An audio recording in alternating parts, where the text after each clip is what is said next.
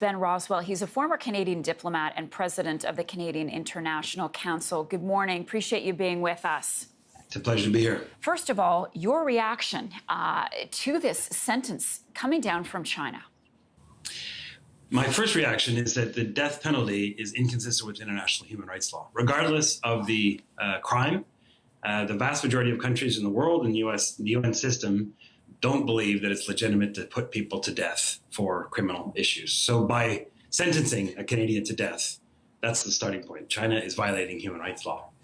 My second concern is that this is yet another potential instance of China politicizing a judicial process in a way that puts a Canadian at risk, and in this case, a much greater risk, a risk to his very life. And so a really dangerous escalation in the dispute between Canada and China.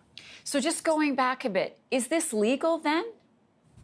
Under international law, no, it is not legal. Now, of course, China, every country has its own legal system and chooses which international standards to adopt. China obviously has the death penalty, so it agrees that it's legal under Chinese law. That is, however, inconsistent with the vast majority of countries in the world. The part that I'm more concerned about is that China it politicizes the judicial process. The Chinese government the other day the Chinese ambassador made a statement about how we don't respect Chinese law in Canada. And that's not at all the case. It's just that in a rule of law country, we believe that the judicial process should be independent and not subject to the executive branch, the foreign policy of the country. Yet again, this seems to be a violation of that, and even more proof that China does not have an independent rule of law. We have to look at the timing of this. Do you think that Schellenberg would have been handed this sentence if we were not already experiencing these political tensions between Canada and China? Well, it's difficult to imagine because he had already been sentenced, and he had himself requested an appeal. The appeal had gone unheard for several months, I believe, and then it was only in the week between Christmas and New Year's, when Canadians were focusing on other issues, that he was subjected to or called to a retrial. And so in the absence of any messages from the Chinese government that they're willing to protect the judicial process and have judicial issues dealt with separately from political issues, it certainly leads us to interpret this as yet another escalation.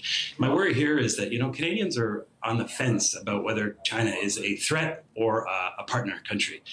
If they execute a Canadian citizen, this would be the first Canadian citizen that's ever been executed by the People's Republic of China in 70 years of its existence. That's going to push Canadians over the edge, and it will take years and years for the Canada-China relationship to recover. Final question for you. Do you think that Schellenberg has any chance at an appeal? His lawyer is saying that he will appeal. Do you have any hope that that will be successful? If it's true that China is using this as a political ploy, then that ceases to be useful once the execution is actually carried out. So by that reasoning, it's more likely that China would actually string things along so that Schellenberg himself is in a precarious position. Canada waits with bated breath and hopes that he will be subjected to proper judicial procedures and not this violation of international human rights law. But I think that's a really dangerous route that China should go down. They should separate the politics from the situation, from the judicial processes. There is a solution to bring Robert Schellenberg to Canada to face justice in Canada. We can do so in a way that's highly effective and yet consistent with international human rights law. And that would then allow the Canada-China relationship to get back onto tracks. Do you expect that behind the scenes Canadian diplomats are now working on this case, that they're going to intervene?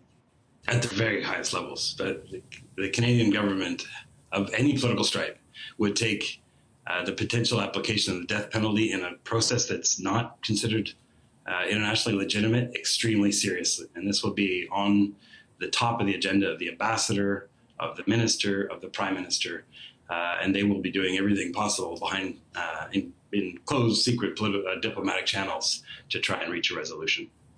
Ben, thanks so much for speaking with us on this today and giving us your thoughts and your expertise. Ben Rowswell is a former Canadian diplomat and president of the Canadian International Council.